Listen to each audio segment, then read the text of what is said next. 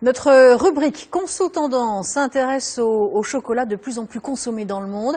Élodie Bessin-Besserias et Georges Pinol se sont rendus au Salon du chocolat à Paris qui vient de fermer ses portes après avoir fêté son 20e anniversaire en grande pompe.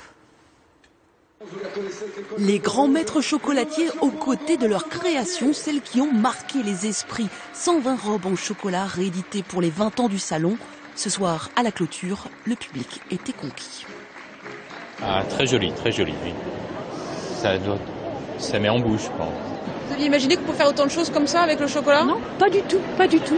Vraiment, c'est superbe. Il y a 20 ans, c'est ce couple d'entrepreneurs qui lançait la première grand-messe du cacao, une idée très avant-gardiste. C'est vrai qu'on parlait peu du chocolat. En fait, ce que nous avons fait, c'est que nous avons anticipé cette tendance parce que nous parlions des pays producteurs et des pays consommateurs.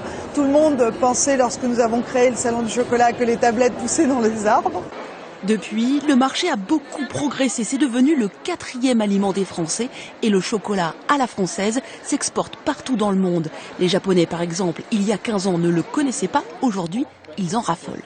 Il y a des très grands professionnels en France qui subliment le chocolat. Vous avez vu, il y a des bonbons de chocolat, des carrés de chocolat, mais les Japonais, quand ils voient des choses bien faites et bonnes, alors ça les attire, ils ont envie de le faire. Allez, c'est parti. Pendant 5 jours, des ateliers autour du cacao ont permis au public de connaître les secrets des grands chefs du monde entier. Plus de 100 000 visiteurs ont découvert le chocolat sous toutes ses formes, même les plus inattendues. Le chocolat en œuvre d'art, preuve que l'on n'en a pas fini avec lui.